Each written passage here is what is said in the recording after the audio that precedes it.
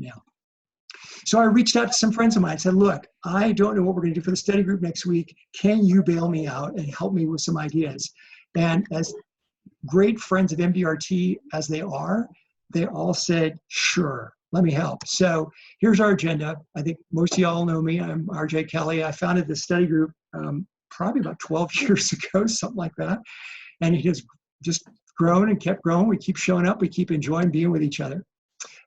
This is challenging times, but especially for folks like Felicity and for others that are newer, Rick. And the fact is we have been through this before, not through this exact virus, although there have been actually a number of different viruses, and this is an event-driven recession, but don't get me started on that.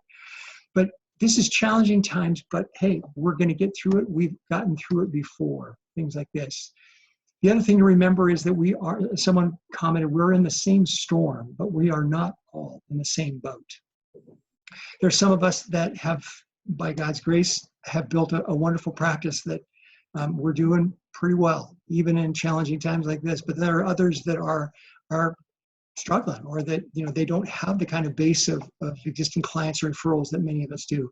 So we need to remember that, yep, we're in the same storm, but we are definitely not all in the same boat. And that's why we need to be available to help each other. So again, I want to say thanks to my speaker friends. I'll be introducing them in a minute. And the purpose of the study group, just as a reminder to folks, is that this is to increase the $1 Million Roundtable, both in our San Diego community and at large. Not everybody who's on the call today is in MDRT. Some of you are former members. Let's talk about why you should join again. There's some incredible new initiatives coming from the Roundtable. For those of you who have not joined before, but have heard about it, let's talk about there's a whole mentoring group that we can share with you that will enable you to attend 2 annual meetings and yet not have to necessarily qualify at the MDRT standard, just so you can get a chance to meet and see other professionals and what it's like. The study group, it's said that a group of individuals that are engaged in occupation will be considered a profession when the majority of those engaged in that occupation are professionals. So that's another reason for our study group, is so that we can all grow as professionals, sharpen the saw, get better at what we do, get additional resources for doing joint work. I remember the first time I really got to grow as a professional was when I invited Guy Baker to help me on a non-qualified deferred comp case for one of my clients. I didn't know the first thing to do.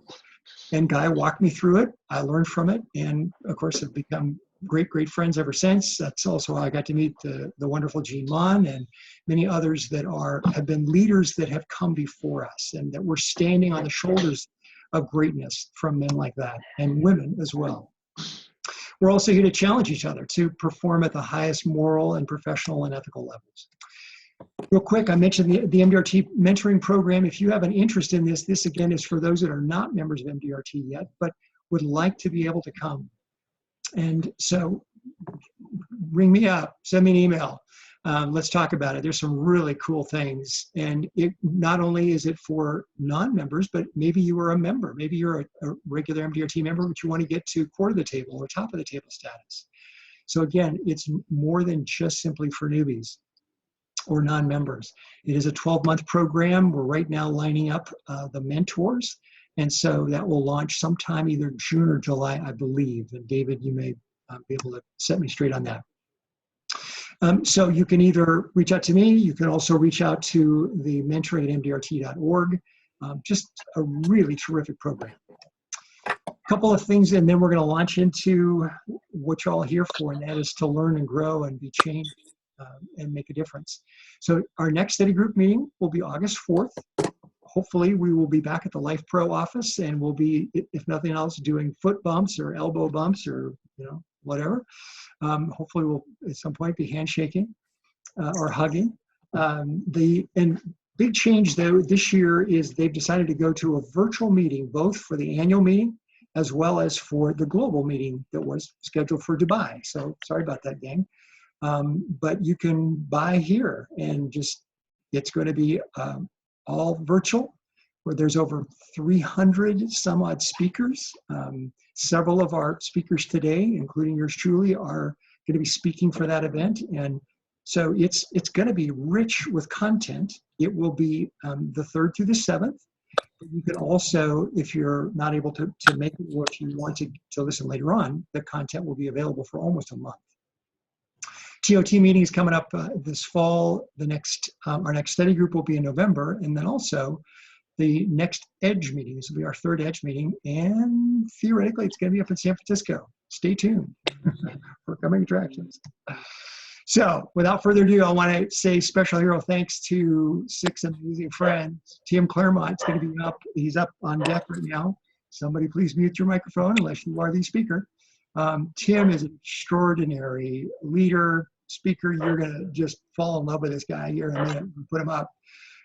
Kimberly No is a new friend of ours from Top of the Table member from down in Houston. So, gang, this is some new experiences for some folks. So Kimberly is being extra brave. She has not done something like this before. And so thanks, Kimberly, for being willing to do this. I'm also going to try and watch for chat messages that are coming in. David Blake, an extraordinary leader out of New York, and who also leads one of a new committee, really, roundtable, or an emergent committee in the roundtable, doing an extraordinary job, and also top of the table member and becoming a wonderful friend. Terry Kruger, another one of our wonderful New Yorkers, I think, right? Terry, aren't you up in Rochester? Syracuse. Syracuse. She has just some of the most clever ideas. I just love, I can't wait for her presentation. And another New Yorker, Paresh, 15 years ago, came from India.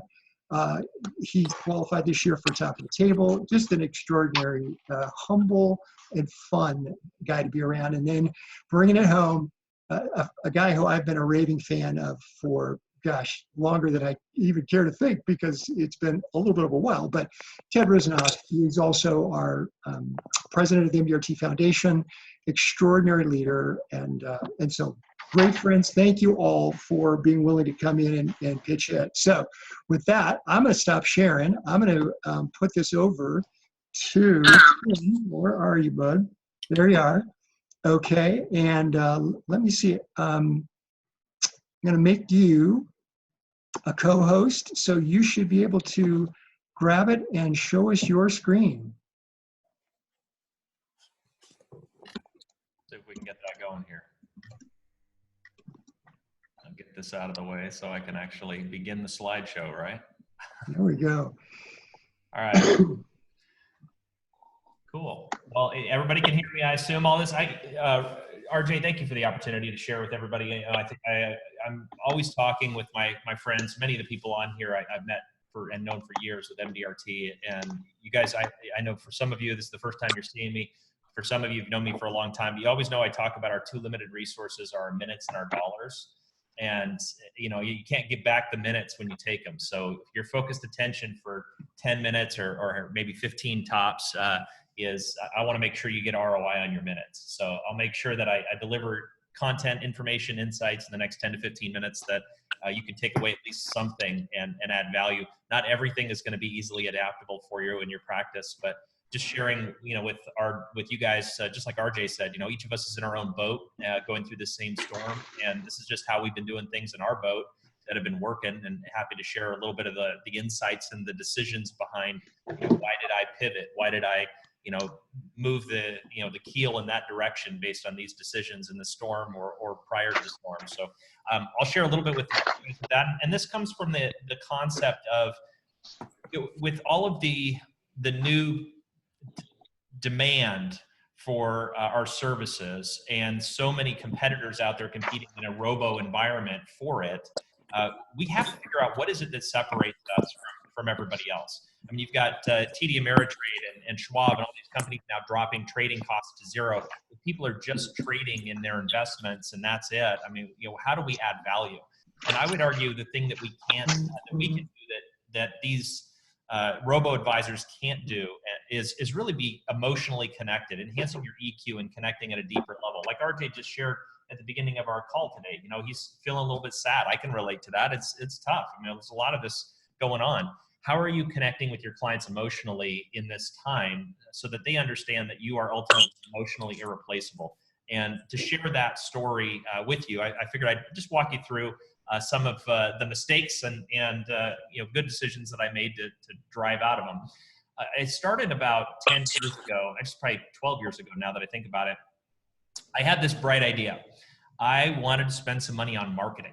And so I was going to spend some money on marketing that year. I had set aside about $10,000. I was like, I'm going to do this. And a friend of mine had just started working for a company. You might recognize this company. And so I thought, I'll spend some money on some Yellow Page advertising. I'd grown up around Yellow Pages and everything else. Figured, nobody can find me if they don't know I'm there. And consequently, I spent some money on that. That wasn't the greatest of my ideas. That the money was basically thrown down the tubes as far as I could see. It was tax deductible, but it still made me sick because at the end of the year, I looked back and I thought, boy, that was a lot of money spent on this thing. Where did my clients actually come from this last year? As I looked at my situation and said, where did my clients come from? My clients came from referrals from my existing clients at that time. That's where most of my new clients came from. And I was just so upset because instead of giving that money to this Yellow Page advertisement that was essentially worthless, I could have been giving it to my clients. And my clients are the ones that really deserved it. And that's just the way that I felt about the situation. And so I figured if I could just say thank you to them, then that would make them happier. And then let's figure out how I can spend that money more effectively this next year. How do I spend this $10,000 effectively this next year? Right around that time, I had also experienced my first prefix dinner.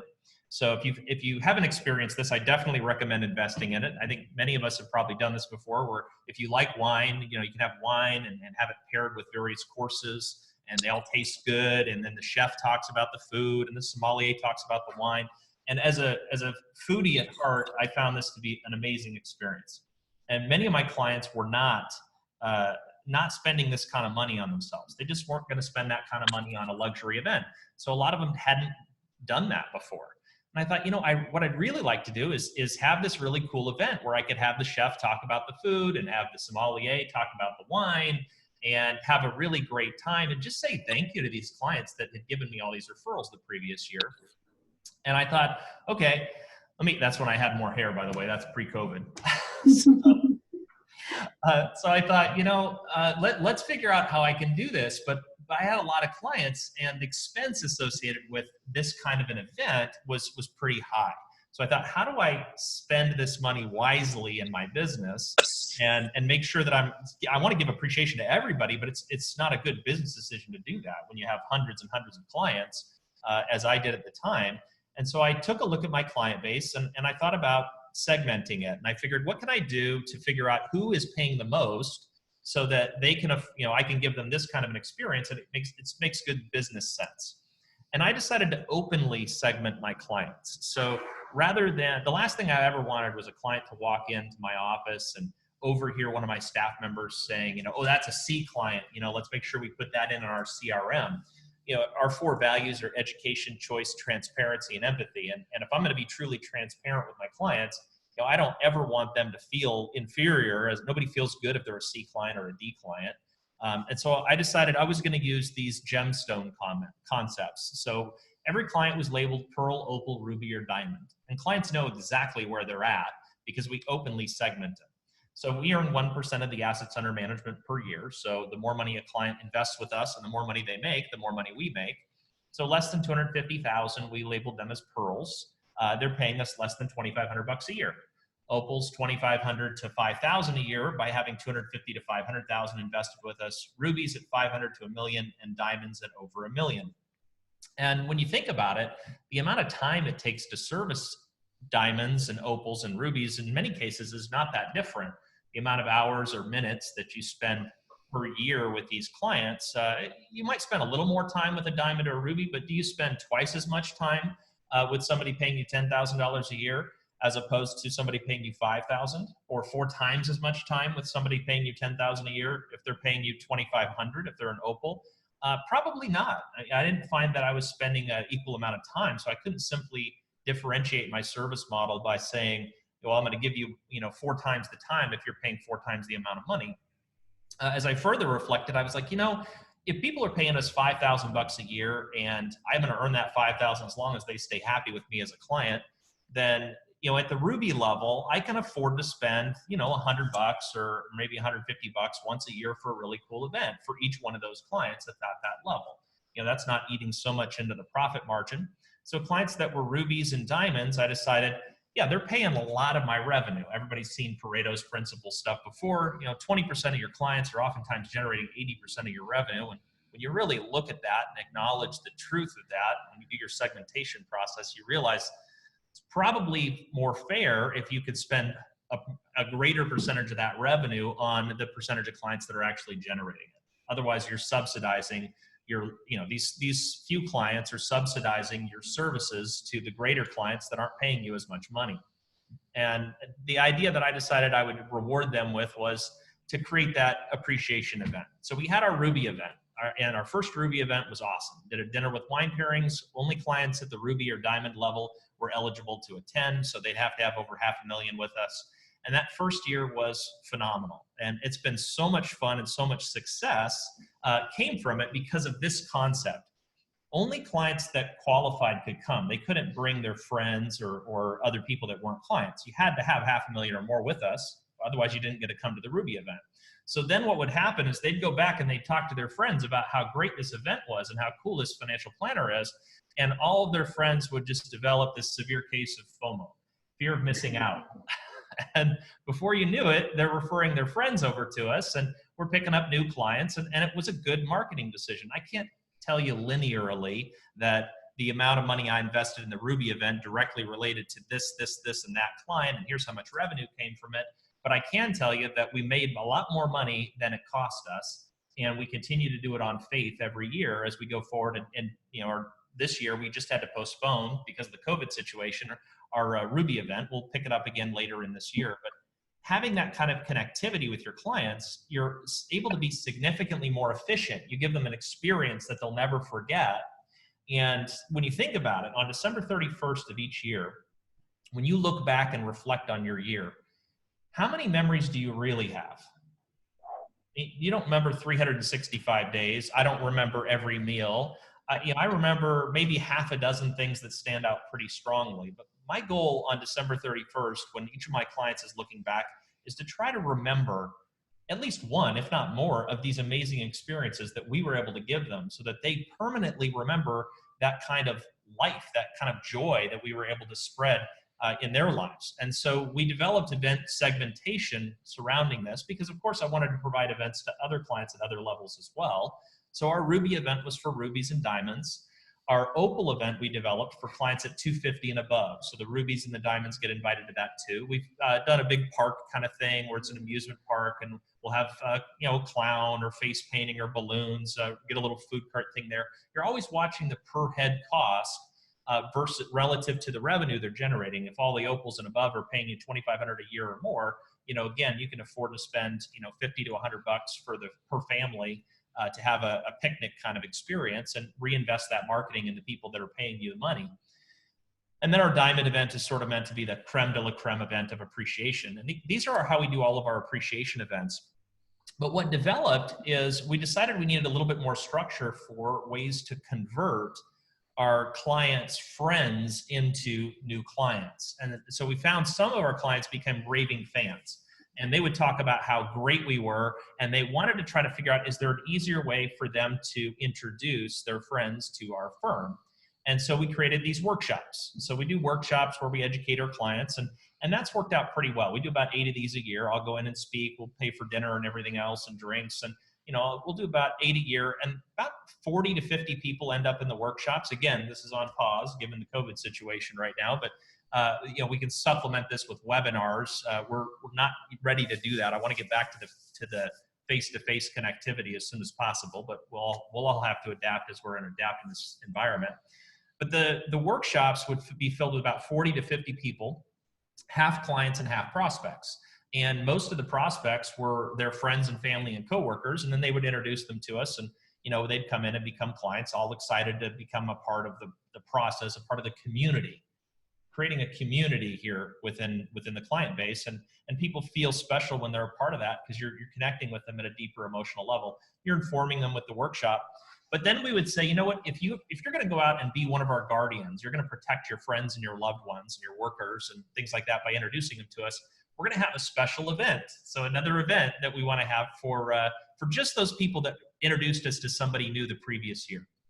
So every year in January, we rent out a suite at the Portland Trailblazers. It's a huge experience, and that's again what it's all about, right? Creating experiences. And by sharing this with our clients, the only people that get invited are people that introduced us to at least one person the previous year. So they have to have brought one new person to a workshop, or brought one new person to come to our firm as a potential client. It doesn't matter whether they became a client or not. That's our responsibility to determine if it's a good fit or not. But they reached out, they put their reputation on the line, they introduced us to a new person. And then we acknowledge in that annual event in January, we say, by the way, our top referral partner of the year was, and we give them a trophy. So if they referred us 5 or 6 people, we acknowledge them with a trophy, and there's a little competition, which is fun. And that'll be one for our clients that are referring us, and then another one for our centers of influence, our referral partners that are vendors. So we acknowledge both of them at the event. And we have them sign a basketball. We have those basketballs, there's like 6 of them in our lobby, that are all signed by our clients that we feel like are our superstars, our all-stars, because they referred us new people. But this kind of event mentality has created a culture, a community, a connectivity that no robo-advisor platform is ever going to be able to replace. And once to take it an even deeper level, because the minutes are so precious, because we really enjoy spending our minutes with all of these wonderful people, and many of them are enjoying spending their minutes with us, we decided, how can we acknowledge those clients that refer us 2 or 3 people in one year, as opposed to just one. Maybe they didn't win the trophy, they didn't refer us 6 or 7 or 8 or whatever the top winner was for the year, but we wanted to acknowledge them as well. And so we set up these raffle date nights. So once a month, Crystal and I, that's my fiance and office manager, she helps me run the business. Crystal and I will go out on a double date with one of our clients, and to find out which one of the clients is going to join us, they get a raffle ticket for every new person they introduce us to. And they get to put that raffle ticket into any of the next 12 date nights. And then we draw the month before to see which one won. Some date nights are really popular, get a lot of raffle tickets. Other date nights are not as popular, but people have better odds of winning. So sometimes people will go in for that, but it gives them a chance to do something they enjoy doing. And we can have a really good time just connecting more deeply with clients that want to spend some of their minutes with us. And that's all been just a wonderful culture that's evolved ever since that bad decision that I made on that Yellow Page investment, and the good decision that I made saying, I don't want to spend money on something that my clients aren't going to appreciate anymore. I want to spend my money back on the clients that have already committed to working with me, and say thank you to them, because all of our business was coming from referrals. Our mission is we empower our clients and associates in their journey to achieve their unique vision of happiness. So it's all about, how do we support their vision of happiness? And by sharing additional experiences with them and increasing the value of their minutes, that's given me the opportunity to improve, I think, their vision of happiness, which has been pretty cool. And as far as wrapping it all up, ultimately, to battle that robo-advisor, you need to have heart. And if you can connect with your clients in this way, you will become emotionally irreplaceable. That's the concept I wanted to share with you all today. And unfortunately, thank you so much. This is how great Tim is. He's got a client meeting in 5 minutes, and yet he made time to be with us here today. Tim, this was awesome. Thank you so much. No problem. I'm happy to do that. I'm going to stop sharing so we can get back. There we go. Okay. And Tim is also going to be sharing at the MDRT annual meeting this year. So if you enjoyed this, go find him during the meeting. It's going to be a good one. So again, thank you, Tim. Thanks, RJ. Appreciate it. Well, I look forward to watching the recording from everybody else too. Another great thing, just sort of the serendipities about the annual meeting, is the people you meet just even on the street. So this last year we were in Miami, and my wife happened to meet Kimberly. Kimberly is Vietnamese and my wife is Cambodian. And so back in the mother countries, those two countries, frequently go to war with each other. But here in America, you know what? It's all good. So my wife came back that afternoon. She said, I just met the most extraordinary woman. She is so just lovely and charismatic. And so we ended up getting to find each other and spend a little bit of time with each other. But so I reached out to her, and Kimberly, I know you're there. There you are. And so bless her heart, she has agreed to, has agreed to just share with us some thoughts. And so Kimberly is a member of Top of the Table, which this year is a little bit over $1 million in revenue. So Kimberly, you're going to share with us just 3 ideas for attaining top of the table. So take it away. Okay, thank you, RJ, and thank you, everybody. And thank you for inviting me on here. This is my first time, so I'm actually kind of nervous. So yeah, we had a very good meeting at the MDRT, and I'm so blessed to have met RJ and his beautiful wife. All right, so I sent the email for Devin Morrison, and then that's all I have for right now. And then let me see. Okay. There we go. So, yeah. So when RJ reached out to me to be on here, he asked me, how have I achieved success? For me, the 3 things that I have, in me, and it shows when I, started this company. So let me back up a few years. I started in this industry about almost 12 years ago. I was with New York Life for 7 years. And then I was actually recruited by somebody who was in an IMO. That's an independent marketing organization. And so I was with them for about 18 months. And of which that was when, my eyes opened up and I learned about the IMO world, where you bring in an agent and bring in more agents, and then you can override on the hierarchy that you bring in. And so in 18 months, I recruited about 126 agents under me, and I built up a $4 million agency. And, I was their #1 agent in the whole entire company nationwide. And the reason that I was because I love what I do. It's my passion. And I left New York Life was because I wanted to build. I wanted to teach agents and train them and develop them to be true insurance agents, and not just out there and have, commission breath and, just give anybody any type of policy without any value. And so that was why I left New York Life and joined an IMO. And with them, they invited me to teach at their conference, at their conferences, and I taught 3 classes back to back.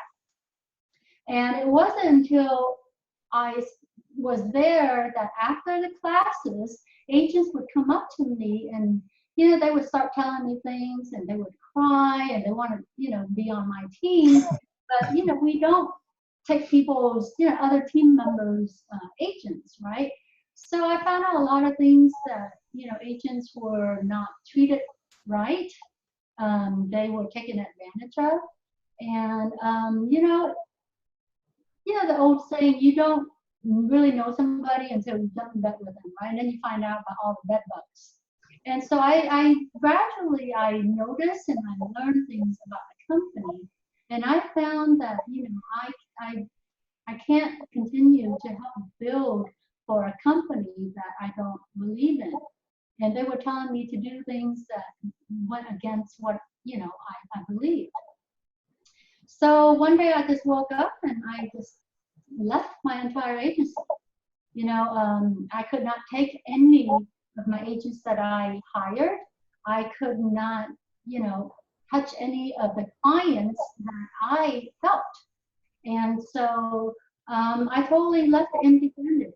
And I prayed and I prayed, and, God said to me, from the way I feel, that if I want to change the industry, I have to start my own company. And so in August of 2018, I started Intelli One Financial Partners. And you know, that hybrid name, intelligent one is intelligent one. And, you know, with God's blessing, you know, we want to hire good quality, intelligent people that see value in what we do. And so since then, we have over 200 plus agents nationwide. We have continuous training. We truly develop insurance agents. We have over 40 different plus carriers because I realize, you know, you can't fit, you know, a square inside a circle and vice versa. And, you know, you have all sorts of clientele with their medical conditions, their health, and all that stuff. You can't squeeze inside, you know, one carrier like New York Life. As much as I love New York Life, and I tell people I still believe blue, but, you know, I mean, not everybody fits in New York Life. And so I'm blessed to be doing what I'm doing. We bring on board, you know, a lot of good quality people, but the main thing that I find it hard and challenging is talent acquisition and technology, because technology is always changing, right? So nowadays people are more into, you know, webinars and selling over the phone and things like that. And also, you know, agent retention, because, you know, as high as we offer agents on commission-wise, there's always another IMO out there offering them even just 5% more. And, you know, so we have a very good relationship with our agents where relationship matters, even with clients as well. And so, but still, some people, I mean, they still leave, and that's an alien. Some stay, some leave. But I want to be able, and when Archie offered me, you know, to be on here and learn about marketing and learn from all the amazing people on here, you know, I'm very blessed and I'm very honored to be here because I love to learn about how everybody runs their business as financial planners, advisors, and whatnot. Because from my world, IMO, I mean, nothing but insurance agents, mortgage protection, final expense. I mean, there's nothing I could learn from them. So thank you, RJ. I'm very honored. I love to learn more about everybody and what you have to advise me. I'm all open. You know, I went through that similar thing where I had to leave my career company that I had started with when I first went in practice, and I left all of my renewal commissions and everything. I got my first year and a second year, and that was it. And so I know what it's like. And then I moved from Spokane, Washington down to San Diego, start all over again. Met my good friend Terry Kaltenbauer right there in the middle. Rick Vasa knows exactly what I'm talking about. So thanks for sharing. I know there's going to be some people that are going to want to reach out to you and further understand how you then came back out of the ashes. Well, pivoting it over to someone who has, as I say, has become I'm just a huge raving fan of this guy in a very short period of time. And that is David Blake. David is, I've asked him to, I mean, he could talk on 100 different topics, but he's been a qualifying member of MDRT, top 10, top of the tables. He's on the board of trustees for the MDRT Foundation and devotes a substantial amount of his time and resources and energy to helping us members take advantage of the grants programs, and he's going to touch on that more in a minute, that the MDRT Foundation does. When I, many years ago, organized a project to help those landmine victims in Cambodia and Vietnam, I received, among other things, a very, very generous grant for $20,000 from the MDRT Foundation. And we were able to then work with the with the Vietnam Veterans of America Foundation. They waived any charges. And they took that money, and you know, when you can buy a leg and an arm for $250 or $350, we were able to make a huge impact thanks to the MDRT Foundation and other wonderful friends and clients that also supported me on that project. So in the process of pursuing grants, David's experienced an unanticipated and very meaningful shift in his life's mission that's created new introductions to various thought leaders, philanthropists, centers of influence, and has created social impacts through the U.S., Central America, India, and in Africa as well. So David only has a little bit of time to share with us. I might also say that David was honored, he was to be honored at a gala at Carnegie Hall for just giving back to his community. And so unfortunately, that event also got canceled because of the COVID virus. But nonetheless, how many of you can say that you have been awarded and Carnegie Hall was the setting for your presentation? I don't know anybody other than my friend, David Blake. So David, take it away. Well, RJ, thank you. Thank you so very much. And good afternoon, everybody, or good morning on the West Coast. Thank you so much for sharing your time and allowing me to come back to speak to the study group. And RJ, hats off to you for all you do as well, bringing everybody together. I'm part of an MDRT book club, and I learned so much from this book club. And recently we read a book called Start Finishing, which talked about really identifying what is your great work in life. Identifying what is important to you, to identify long-term projects, to identify the steps along the way, the people you need to engage to help you reach your goal. And the unintended consequence of reading this book is I came to realize that what really I define as my great work in life has nothing to do with what I do as a profession. Really, I have gone through a staggering life shift that has forever changed my DNA. Based on just saying yes to certain things and exploring what the world can bring. And I can't go back to who I was. And now my challenge is to find a way to balance what I do with my profession with also what is my life passion right now. So this really started 5 years ago, and I find myself living in a constant state of wonder and gratitude for the people that I'm meeting, for the impact I'm able to have in the world. The learning and the knowledge that I'm learning by engaging with others outside my centers of influence. I don't know how to give back to the world, and I'm viewing what I'm living in as bonus time right now. And this all started 5 years ago because of the MDRT grant programs. Now, if those of you on the call are not MDRT members, I will share with you that what I'm going to share today has relevance, is a guidepost that you could follow to try to create similar events, but my point of entry into this whole process was the MDRT grant program. 5 years ago, I learned that we as MDRT members can go and request money on behalf of any charity that we found to be important.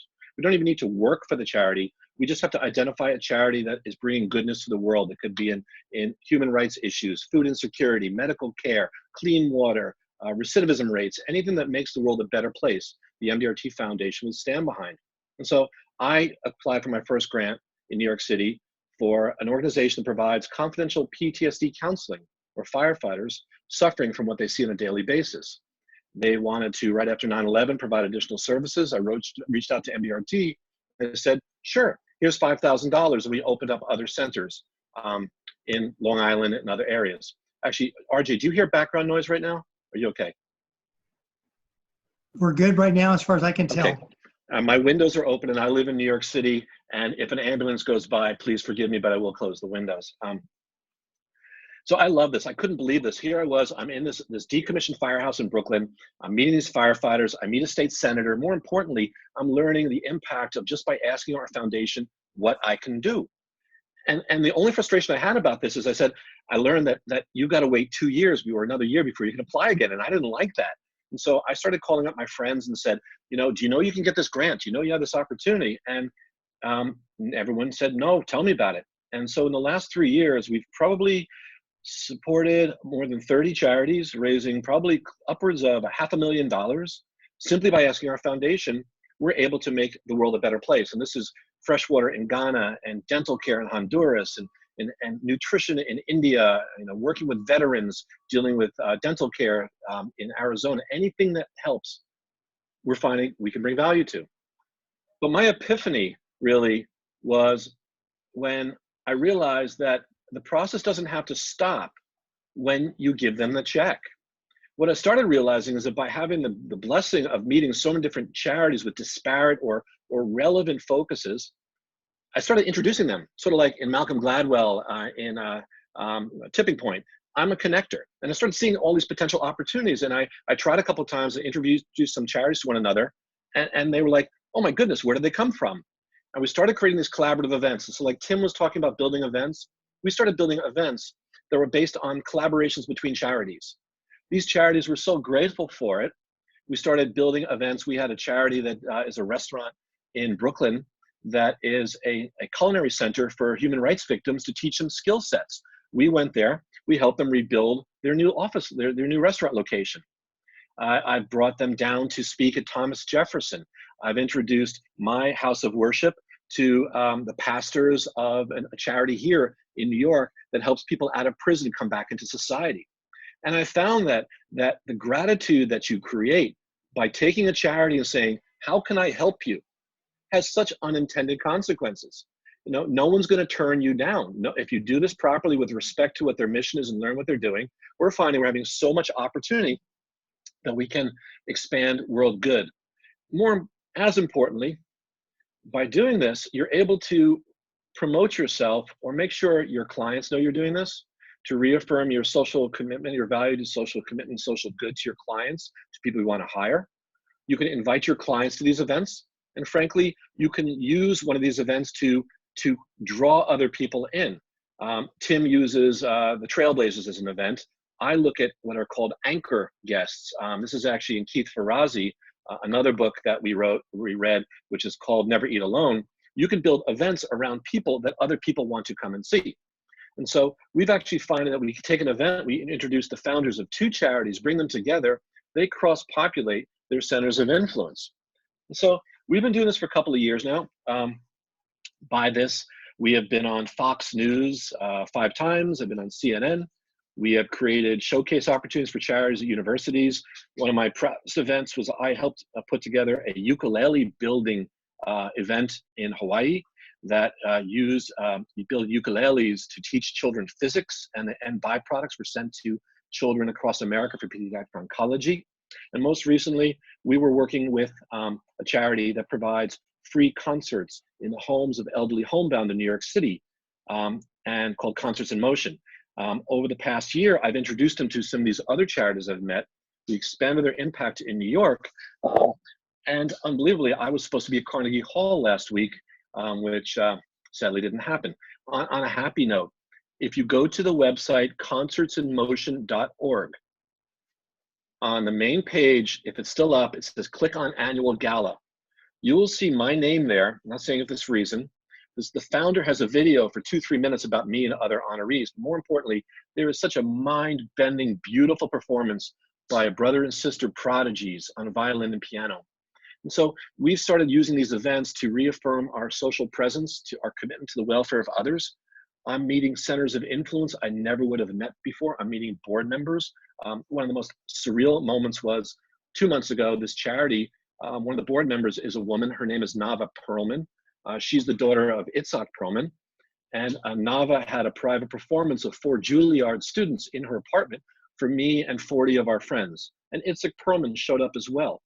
And so you find clients that are involved with music, hospital industry, you find overlapping connections. You can use philanthropy to actually create centers of influence, but also do some real good in the world. So how do you do this? If you're not an MDRT member, well, actually, if you're an MDRT member, it's the easiest thing in the world. Find a charity you like and say, I want to get money for you. If there is no charity that resonates with you, go to one of your key clients. What charity is important to them? Have them bring you to the charity. Get connected to that charity. Then think of what other service that charity would find value in. Make that call and connection. You can call on charity's behalf to another organization. We had Stephen Ritz, who is the founder of the Green Bronx Machine, who spoke at this past year's EDGE meeting up in the Bronx. You know, Steve and I are very close together. I'll be actually planting 5,000 sprouts in an urban farm in 2 weeks that is used to give to cancer patients at public housing. But then I brought to him that other founder of the restaurant, who is a culinary education center for refugees. They created a collaborative event where Stephen's children brought the vegetables down there. The chefs from other countries cooked the vegetables, and all the boards and all the families got together. So to me, charities are the most beautiful way to get to know people on a deep and meaningful basis. The last thing to share, though, and I don't know if I've taken up too much time on RJ, I apologize if I have. I have learned that I've burned bridges at times because of my exuberance, my failure to recognize that these charities are the babies of the founders that you meet. These are their children. Never think that you're the parent of these charities. Always ask permission. Find out what's important to them. Know that they have their own vision. They have their own timelines. They have their own stresses. They have their own personalities as well. Are they controlling? Are they laissez-faire? Are they organized? Are they not? But connecting to a charity will open up a mind-boggling number of deep, long-term, and meaningful relationships. And for me, it's changed my life. Actually, I'll leave you with one quote. I believe it was by Mahatma Gandhi. The quote is that we find ourselves when we lose ourselves in the service of others. And I've completely lost myself in this and found myself in this. And I only wish for you all the same. Thank you very much. David, thank you so much for sharing. You know, I just wish you had a little more enthusiasm, though. I mean, you're just such low key, Arch. It's not enough coffee today. Not enough. Yeah, it's me, a New Yorker, and 1 cup of coffee. It's okay. And how cool is it to you know, bump into a Perlman? You know, that's truly one of the great things about New York City, like no other city. When I ran the New York City Marathon, you're just running through all these amazing suburbs or boroughs. RJ, may I share one last comment? Of course. If you're looking for them, they are everywhere. My wife and I met a waiter at a restaurant before New York City shut down who works at a theater company who's donating the money to help people. Last year, I took one of my key employees to a private dinner at a location called the James Beard Foundation in New York City, where they bring in one chef from somewhere in the world, one night only, to cook a meal. It happened to be a restaurant from Cleveland that is a chef who has a charity that takes people out of prison and teaches them over 6 months how to be fine French chefs. He's actually scheduled now to be the TOT presenter, and he's reduced the recidivism rate in our country to under 2%. It was only by just looking and being vigilant and keeping your eyes open. I had the great pleasure of flying to Cleveland to have dinner with him, and my dear friend Ted Rusinoff was on the call. Ted joined us for dinner, and we still look for ways to help this organization. So giving gives you more in return than you ever sacrifice of your time and your energy. And anyway, I'm in love with this, and I'm never going back. So, RJ, thank you. Thank you, David. And again, you make a great point that we just never know. The person next to us, the person that we meet standing in line, waiting outside Costco with our masks on, you know, we don't know. Everyone has an incredible story. And so the opportunity that we have of being able to help unpack those stories and listen and find out that there, frankly, also is a tremendous amount of good that's happening all around us. It just doesn't get on the news, unfortunately, but there are wonderful stories of hope and charity and kindness and transformation that are literally happening every day around us. And speaking of, my new friend, Terry, is going to share with us some ideas and things she does about how to say love, how to tell her clients that they are special to her. So Terry, I can't wait to see your thing. So please share with us, if you would, please. Absolutely. Let's see if I can get that to share. Did that take me away, or are we good? You're there. Oh, sorry. Now I've lost you entirely. We're seeing your screen. You're seeing my screen. Okay, Yep, so are you yep. seeing just the Kruger Advisor screen? Just the Kruger Advisor screen, right? Wonderful. Okay. So thank you very much, RJ, for this opportunity. I really appreciate you including me in so many top of the table members. I'm part of the table, second time, and hope to see you guys there in the future. What you're looking at is the logo of my company. I created December of 2018. And when I went out to look for a logo, I hired a marketing team because I believe if you don't know how to do something yourself, then hire somebody who does. And I gave them my vision. It was about a 4-page questionnaire. They came back with these colors, these shapes, and who I am. And every single piece of this logo means something. The colors, the yellow, the not quite bright red, the diamond, the puzzle piece. Of course, the puzzle piece looks like a K. The piece that goes into it looks like a diamond. And what we do as holistic advisors is put the puzzle pieces together. So every bit of that logo means something. So then what I did is I built this company basically because I saw a need for us to nurture the people that we serve. And to build their dreams. And I came up with the quote, "Driven by your dreams to succeed." That is in my lobby. You'll see that everything in the lobby is soft colors. The French doors are to make it feel more home-like. Right down to the lighting. Everything is a soft LED lighting. So when you come in, it's not the industrial look. It's very warm and inviting. And we took every aspect to make someone feel comfortable, right down to using essential oils to the scent that they come in, either lavender or whatever the case might be, holiday scents around the holidays, to make the space inviting. And you'll see more of the colors. The orange is the color, the theme color. This is my office, which you'll see a painting on the wall. Art in the back, which came from the rescue mission. It was a silent auction that I had won. And I placed that so it's a talking piece. And pretty much everybody who sees it begins a conversation with me about what that is. And I get to talk about the charity that I support most often through that art piece that is above my head and in the center. Next, we created an open house when we opened the firm. And you'll see in the smaller picture with me in it, I actually made wine myself. It was Kruger Advisor wine, special label, gave those out. And also there are some chocolates there. I'll get into those in a second. Just showing you a little bit more of the hallways and the coloring. Everything is about softness and inviting. Terry, your slides are stuck right now, just to let you know. So we're still on slide 2. There. How are we? Better? Much better. Go back to your wine, though, because the hallways are not as exciting to me as the wine on the table. Okay, so let's see. The wine on... Just hit your arrow, your back arrow on your... Or that's okay. They'll trust us. There you go.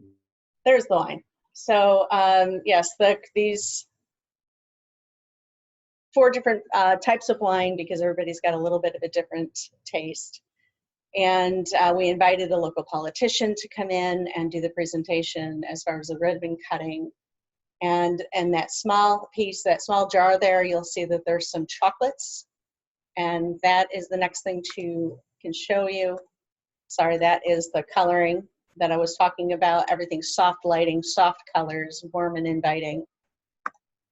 This is Speech's Candy. It's a local company that makes candy here. When I went to have custom chocolates made, I wanted to make sure that I was buying local and supporting our local community. And he makes, these are chocolate covered Oreos next to the mug. Every new client that comes in gets a mug with a chocolate covered Oreo. They have some truffles that are inside, a pen, and a business card as a thank you. All in, it probably cost me $15 to give that gift. But they're very appreciative that it's something that I created. There's a quote on the back of that mug that a little blurry there. But it is, dreams become a reality when combined with a determination to succeed. And every single client that becomes a new client comes in. I have some treats that come in. This is a coffee caddy that is there for, we have different flavors and things like that. When somebody comes in and wants coffee, they can make it in the style that they like. The wine was given out in these cylinder containers that I got from Papermate company. And you'll see that the pens and the mugs were another gift. This was for an event that we held, a estate planning event.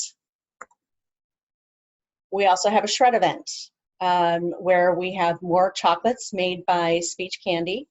These are chocolate covered pretzels, some pens. That's my husband's business off to the right, and he has similar marketing materials.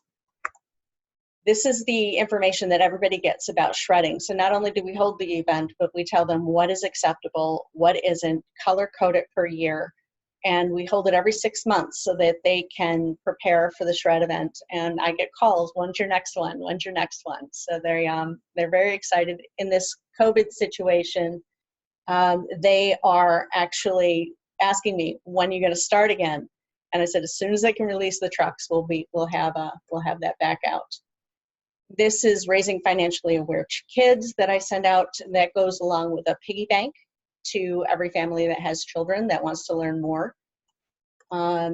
This is something that I made. I found it off Pinterest for my teachers. This is a handmade board that you can clip the camera to the child's work if they want a picture taken of their work, a selfie sent home. This is a holiday event that we put together. It was all local businesses, and this was one of the events that I held it, not thinking I was going to make any money at all, but just to honor the local businesses that wanted to offer their products and give them a way to get business in for themselves. And it was great exposure for the company. It's one of those things that sometimes we do just to show the area that we care. Speech is Candy was there at the event. We had Sensi and many other organizations like that put together little tables. 31 is a gift that I give out to referrals, and they receive, if somebody gives me a referral, they get back a 31 bag. And if it was a nice referral, maybe it's an embroidered bag. That's going over very well. I like to show our fun side. This is a picture of our ugly sweater from around the holidays. And this is our mascot, my puppy dog, Gemma. She's a therapy dog that I trained myself, and she comes to visit the office every once in a while, and people really just, again, warm, friendly, feel like home, and visiting us. We want them to feel welcomed, and when they come to see us, Gemma definitely helps that. So the personal touches is what we do. We don't want to give them a Visa card or a Starbucks card. We want them to know that we really put some thought and some care into the gifts that they receive from us. So that's our vision with Kruger Advisors.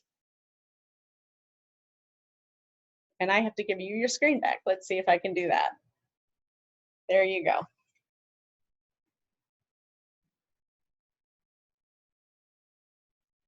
There, are you all set?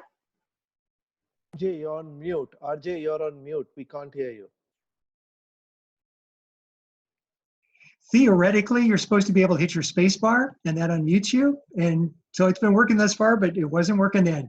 Terry, we were getting a number of comments on the chat box going, oh my gosh, I'm getting so hungry watching what Terry's putting up there. You can tell, gang, we're going to be having a party over at Terry's place. That is for sure. Okay, so Paresh, you now have control of the screen. Hit your share button, and I'm going to take you off mute also. There, well, let's see. I'm trying to unmute you, but there we Paresh, we're still showing you as muted. Say something. Let's just, nope, we're not getting you. Okay, can you hear me? There you go. All right, great. Thank you, my friend. And hit your full screen. Yeah, it's doing that. All right. There you go. This thing works now, finally. First of all, thank you very much, RJ, for inviting me, and just an absolute honor to share my thoughts with all of you all today.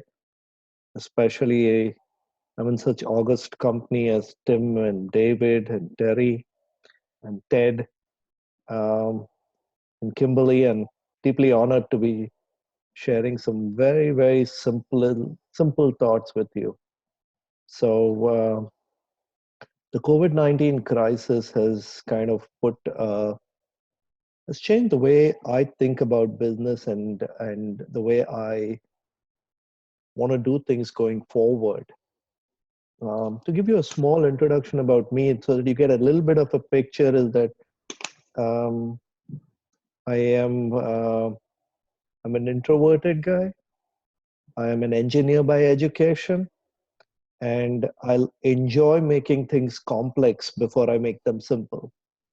So with all of those in mind, um, usually I don't go for the simplest of ideas. I pick up some very complex idea and try to do that, fall on my face, and then try to make something better. Um, Having said that, I have built a large part of my practice,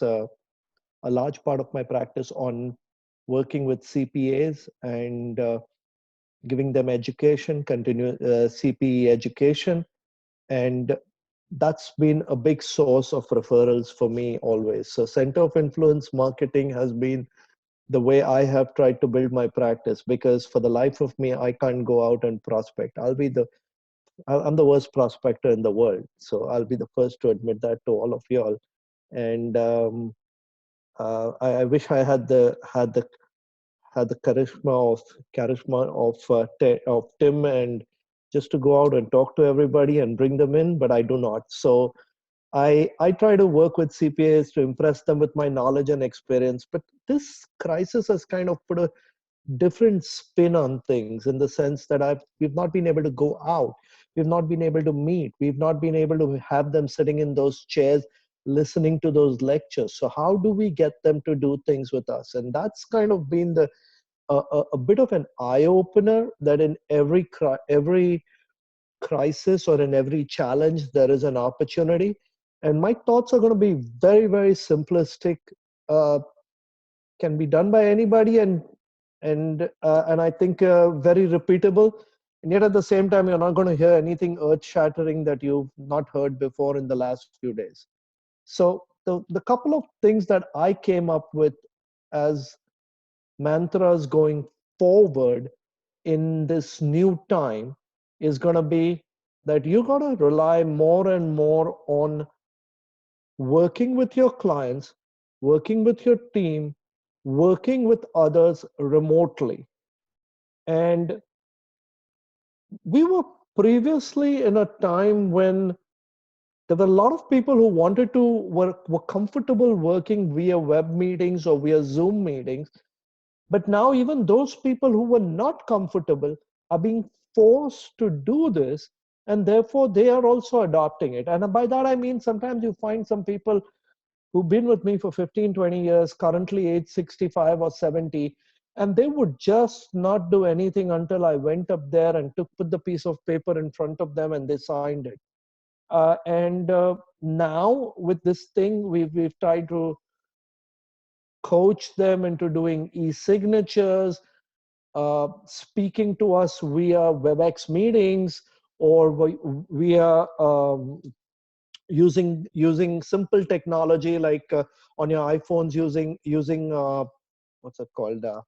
Maybe WhatsApp video calls or FaceTime calls.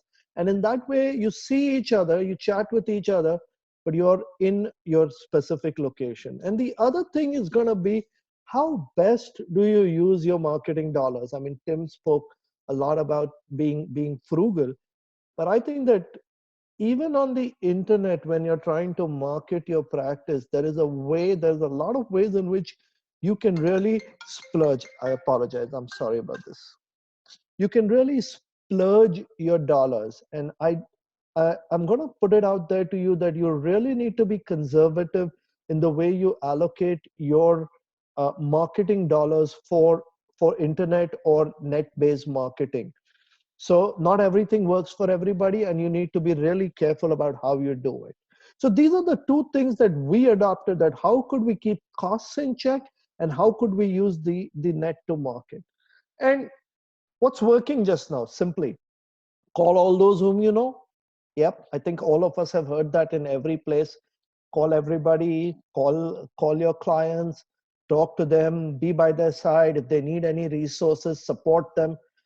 Create and send videos. We created a very small video. It's there on our website under emergency planning, and it was a 3-minute video about the 3 top questions that people were asking us.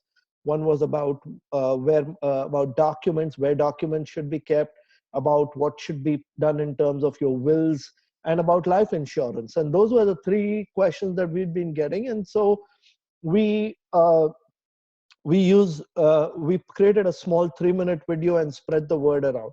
And finally, doing campaigns via email. This is something that has really struck me like a lightning rod. I mean, in the sense that I never expected the response that I got. Sent out a very simple email to my database of clients and my centers of influence initially, saying that, hey, you know, there are several insurance carriers out there who are waiving the insurance physical for clients who want to obtain life insurance, and we are able to help out. So if there's anybody whom you know who kind of thought they wanted life insurance or is worried because of the COVID-19 crisis that they don't have adequate coverage for their families, we can still do stuff for them. And you know, we got a lot of feedback, simple feedback, and we called in, and I'm just excited to tell you that. And these are all term life policies, so they're not permanent policies, not large premium. But I'm excited to tell you that in the last week, 1 week, we've got about $15 million of face amount in underwriting. So this is just simple sending out a note to everybody that we are still able to insure you. And that's led me to believe that, you know, I don't need to make my marketing, or I don't need to make my message complex, you know. And then what's worked for me, as I said, CPAs, this is the other thing that worked for me. I work, as I told you, a lot with CPAs, and I'm sure all of y'all have a pretty large database of centers of influence y'all work with.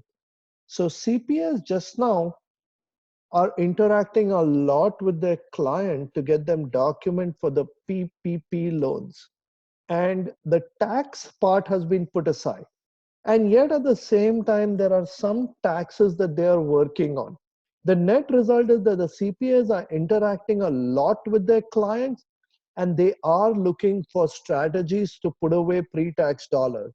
So SEPs for 2019, IRAs for 2019, simple things that we can really talk to them, pension plans for 2020. These are some of the simple conversations that we're talking to CPAs. And again, the highest number of 401k plans that I've put into place in a span of 4 weeks has been the last 4 weeks. It's unbelievable. I mean, I normally have my best month for setting up qualified plans in November and December each year, and this time it's been the month of April. And the last thing is, of course, life insurance without medicals. This is just, as I earlier told you the number, this has just attracted a lot of attention from everybody around.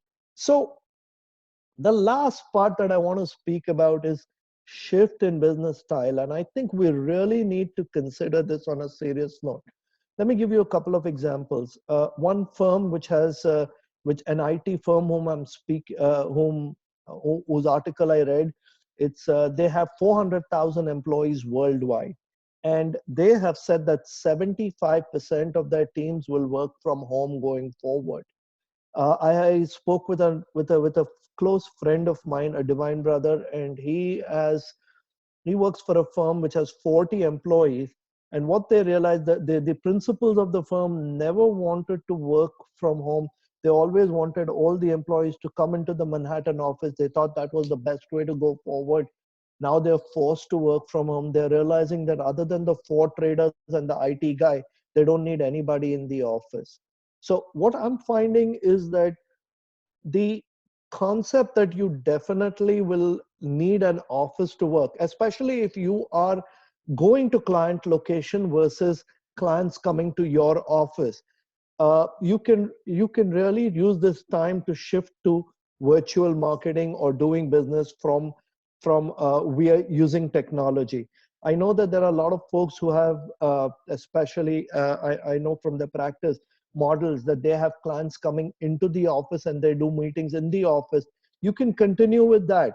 Having said that, I am one of those who still, because of the way my practice is spread, and because of New York's parking issues and things like that, I find more that I go to client locations, and I'm finding that I can shift a lot of my marketing to internet. So get clients to understand that this is the way forward. I think this is the best time when I can really get my clients to understand that, most of my meetings are going to be web meetings, and the time that we are going to meet, it's going to be about other things. It's going to be about personal conversations, kids' college education, work that they're doing in other areas of life. But the business conversations we are going to keep when we interact using technology. Also within the team, we are looking at every opportunity now to get efficient. In terms of technology, I will tell you that I was one of those who did not give it adequate time, but I had enough technology in place to do all the things that I wanted to do. Just I never went overboard on anything. But in the last couple of weeks, we've introduced Microsoft Teams to our whole group, to all our staff, and we're finding that we use it so well, so efficiently. We are using WebEx to communicate with all our clients, but I like the RingCentral call. I think this is much better. We already have VoIP using RingCentral, and RJ, this is great. I'm going to use RingCentral video calling from this point onwards for all my client meetings. E-signatures on documents, electronic records obtaining, all the different things. Wherever you can invest in using technology, let's invest. So what I'm talking about is on the curve of technology, where I was somewhere towards the lower part, where I was just using technology as much as needed. What I want to move the practices to the top end of the technology. That means proactively seeking technology to make my practice efficient more and more, and maybe actually investing money in that. And I think my 18-month goal is probably to get rid of my office. Just have a conference room at one of the business centers, where if somebody actually needs to meet me physically, I can meet him there or meet him over breakfast or lunch. But otherwise, the whole team will work remotely. So what I wanted to share with you was that the COVID-19 crisis has really taught me personally that I need to include technology, and I need to make simple messages to client and grow the business. And that's what I wanted to share with you. So Perfect. Thank you very much. Thank you so much, Parish. That was wonderful. Namaste. That was fantastic. Thank you. And to bring it home here, gang, is none other than the president of MDRT Foundation, wonderful advisor to other financial advisors. Coming to us, Ted, you're in Cleveland or? Yeah, just outside of Cleveland. Yeah. So I have been so impressed with the number of high quality organizations and people that are in Cleveland. I mean, it's quite impressive, actually. So Ted, take it home, bud. Yeah, well, I've got to move my screens around 1 second, and I'll be able to jump onto that. Sure. Hold on 1 second. So as RJ, well, I'm doing that. I'll just one comment to make. As RJ has said, Cleveland is the hometown for me, and it's been a pretty interesting experience. I've grown up here all my life, went to school here. I literally have not lived or worked more than 20 miles from where I was born, and it's been a great place to spend my time. There are some great people out here, and people travel through here. David Blake was one of them, coming out to eat for dinner, and so it was a whole lot of fun to be able to spend time with him. So, and RJ, thanks for having me on today. I can tell you that this is a pretty interesting time to be having conversations about building top of mind with clients, because they're so distracted right now that a lot of times you're going to find they're thinking about a whole lot of other things that aren't what you might be doing with your regular business each and every day. But I think you'll also be surprised that some of the things we do, whether it's managing their money or helping them manage their risk related to their health I think you're going to find that that becomes a pretty top of mind item when the death count is something that's regularly reported in their news feed or on the TV. So I wanted to start with just a couple of quick lessons that we learned from Dead Poets Society, a movie that was pretty impactful on me as in my younger years. When Robin Williams, the main character, who's a teacher, is telling this all boys school, he's telling this group of boys that, you know, you need to live with the mantra of carpe diem, seize the day. And I look at where we are today, and this is our opportunity to seize the day, to step in and really do some of the work that needs to be done that might be getting missed by others, either in our industry or in the other industries that are serving our clients. And the second lesson that I learned from that movie was, "Oh, Captain, my Captain," an exercise where the students were encouraged to come to the front of the classroom, step up onto the teacher's desk and see the room differently, to look at it differently than what they had been seeing before from their seat at their desk. And I really do think that as we look at this situation, we need to take a moment and kind of going back to where RJ started this whole thing. Yeah, we are all in the same storm, but we are not all in the same boat. And, you know, with RJ as our captain in this meeting, we need to take a moment and look at what does it look like from other people's boats. You know, would a single parent need something differently in support and resources? Would an older client be thinking differently or seeing this crisis differently than somebody that's younger? Or all of us on this call, David sees this crisis very differently living in downtown New York than I do in Cleveland, or some of you in other towns that have less population or less affected individuals with COVID-19. So just keeping that in mind, making sure that you take a moment, whether it's in this crisis or the next one, to keep that mentality that we need to see things from other people's perspective. Allow that to be something that helps grab your attention. And I think you'll see what I mean as I move through here. We're going to talk about top of mind. I think that it's a carpe diem moment right now to seize the day that you can help your client grow their top of mind awareness of you. And it's going to come from a lot of it being seeing it from their perspective. So that's going to wrap in through the rest of my conversation that I have with you guys today. And what's it mean to be top of mind? Pretty simple. They think of you first before all others. You might think, well, you want them to think of you first when it comes to asset management or life insurance or whatever your specific product or service might be. And I'm going to challenge that a little bit and say, maybe you want them to have top of mind when it comes to things like trust or competence or reliability.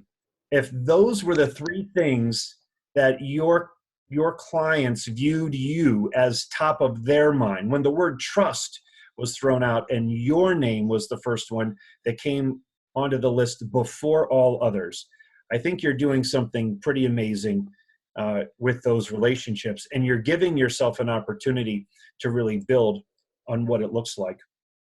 If you can create a relationship with strong communication that supports the idea of trust and reliability, when you can have those components be a fundamental way that you communicate, you're well on your way to earning that top of mind with your clients. And I think there's three keys to that communication, especially now in this kind of a crisis scenario. And that is to be supportive, to be productive, and to be interactive. And I'll spend just a little bit of time in each one of these so that we can kind of walk through what does supportive mean. And I've got to tell you that when you're trying to understand what's going on and you find something that's useful, when you find something that makes you feel good, that's positive or is informative, you're being pretty greedy if you don't share that with everybody you know. That's one of the things that you just, a simple realization that if you found something that's good and you're not sharing it with others, then why not? Well, ask yourself that question. When I watch, John Krasinski's got a little fake news channel called Some Good News, SGN, that he's been doing. He's on his 6th episode. I watched the 6th one today. And it's 10 to 15 minutes most of the time. He's given graduation ceremonies out. He's given proms out to kids. It's just an incredibly uplifting time. And so I'll email that or I'll text it to somebody that I know, just share it with them to allow that positive perspective to help uplift a moment that might be incredibly stressful. And when I say send it, and I really do mean send it, share it, whatever the normal way that your clients get information from you. If it's emails or tweets or text, I know compliance likes to come in and really make it hard for us to have the level of communication we'd like. But I also know that everyone that's listening right now is an incredibly bright, capable individual that has found a way to communicate with their clients. So allow the good news that you come by that's useful and informative, allow that to fall on that same pattern that you've established before on how you're sharing communication with your customer. The next one here, it needs to be productive. And productive is a little bit harder. It's not accidental. It's more tactical. It's purposeful. And in many times, it's purposefully disruptive. And if you were to pick up the phone right now and just call a client that you haven't talked to in a year and just said, hey, what's on your mind? What's going through your thought process right now? I'd be willing to bet that in half of those conversations, they're going to start talking about the insurance that they own. They're going to start talking about the budget that they have. They're going to have real conversations with you about the things that are going on in their life right now. And the reason I know that is because that's what I'm thinking about. That's what my friends have told me they're thinking about. That's what I know all of you have been thinking about. Specifically, some of those, do I have enough life insurance right now? Hey, if I got this disease and I wasn't able to, battle back, would my family be okay? That's a real question. Don't miss the opportunity to have that conversation with your client. Don't instigate the conversation by saying, hey, Bill, I was just wondering, do you have enough life insurance? Bill's going to ask you if you're willing to open up and have a conversation with them. I've got toilet paper on the screen. You can see that I might actually put bug spray next to it as well, given the murder hornets that just got announced. We are now entering the 5th episode of the Hunger Games.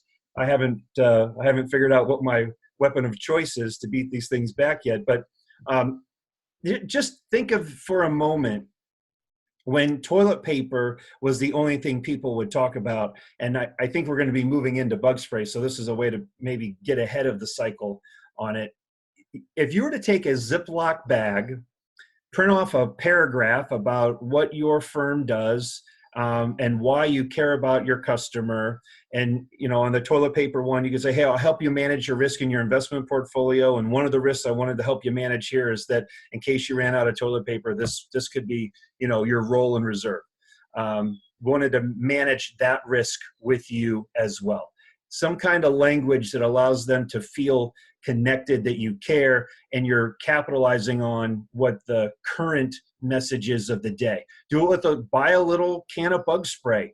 And you don't have to do this with all of them. Do them, going back to Tim's comments, do them with your diamonds, do them with your rubies, or maybe you do them with all your healthcare workers that you have, anybody that's connected to the front lines in your book of clients. Who do you have that has been more affected than others? Be that person that's most responsible for helping them feel like they're not in it alone. And if you put that Ziploc bag with a roll of toilet paper and a little note, and you put that on the doorstep, and then you shoot them a text or an email and say, hey, go look outside your door, you will be incredibly disruptive. you'll have an incredibly purposeful communication.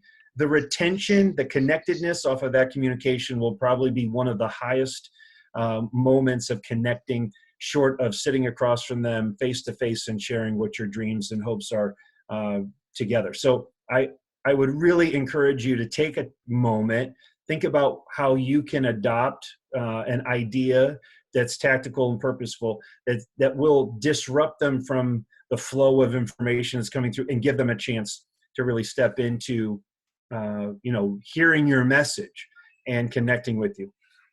And the last point here to make is interactive. And literally everything you've been hearing, David, Paresh, Terry, the interactive is in living color for the last 90 minutes or so. These are action-oriented. You're inviting them to participate with you and engage with you, and requesting a grant, participating in a nonprofit. Those are all great ways to do it. But I'm going to recommend that everybody start by asking those couple of questions that I've got listed there. Start with what is the group in your book that you can help the most? Of all the clients that you have, start with your oldest client, because COVID-19 affects the elderly the most. Start with your immunocompromised clients, because you might know a lot about their health because you've written some insurance on them and you know who might be immunocompromised. Start there. Make those calls.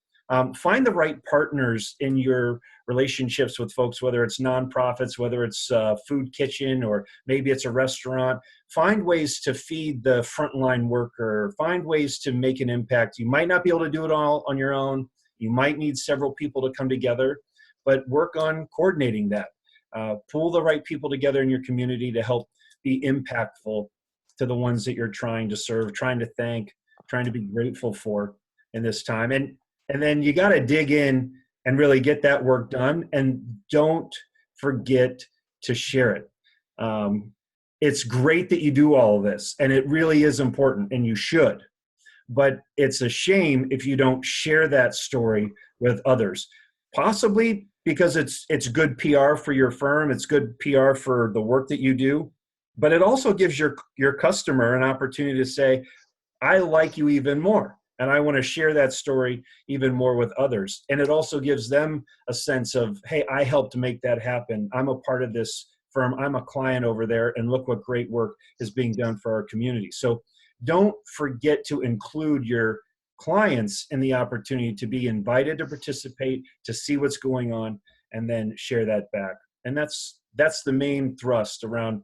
You do those three types of communication: supportive, interactive, the disruptive approach that you can make with your communication. And I think you'll find you're going to earn that top mind spot pretty quick with all of your customers. There you go, RJ. Great stuff. Thank you very much. Let me unmute myself and let's get ready to wrap this baby up. So,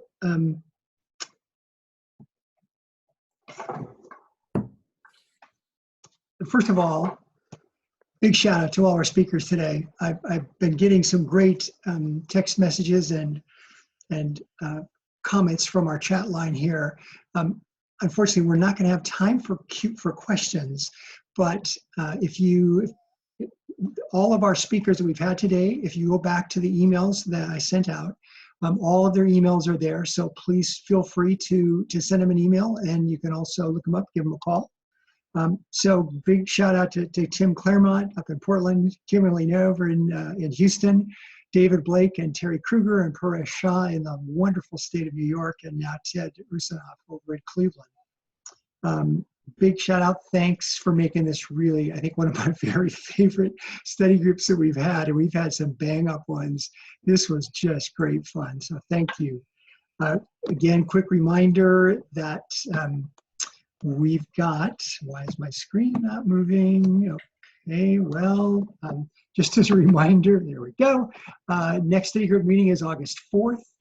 We've got the virtual meeting this year, so this is going to be a really interesting time. I'm expecting thousands and thousands, perhaps our largest attended meeting ever. It could be in the tens of thousands for the virtual conference, both it's August 3rd through the 7th.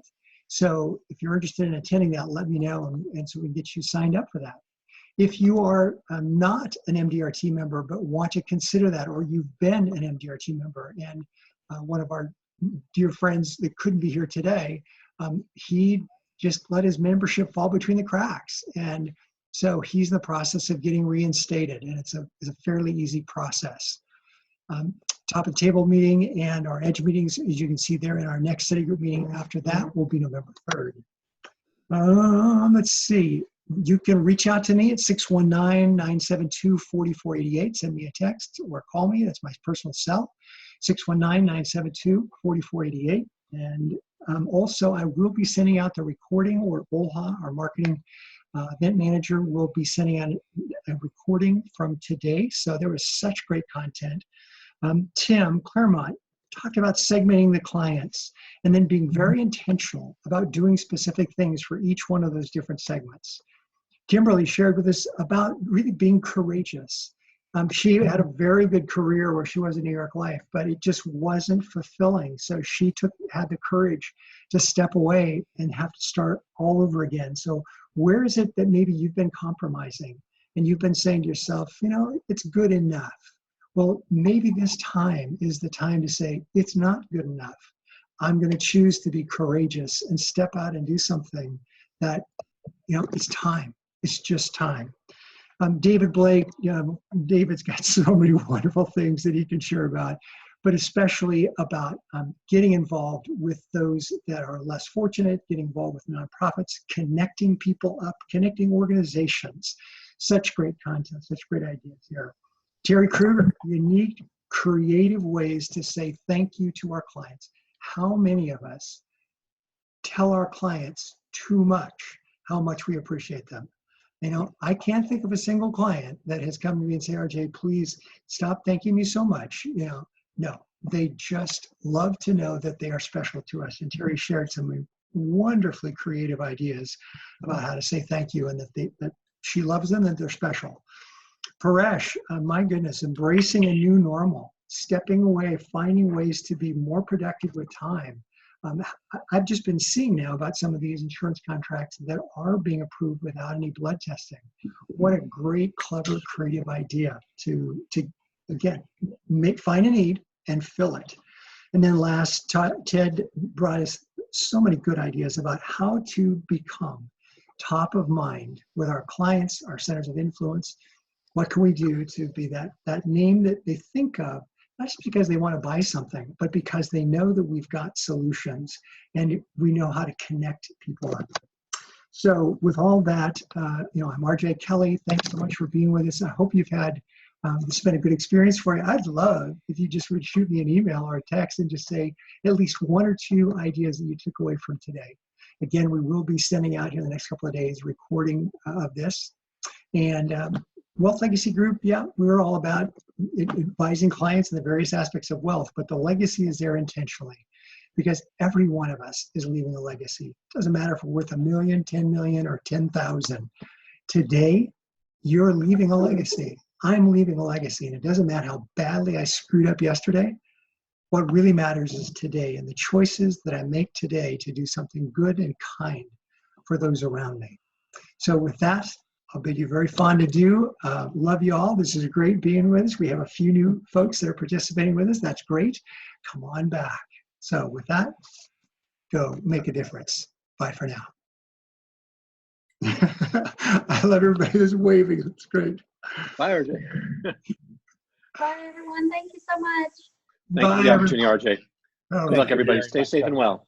Stay safe.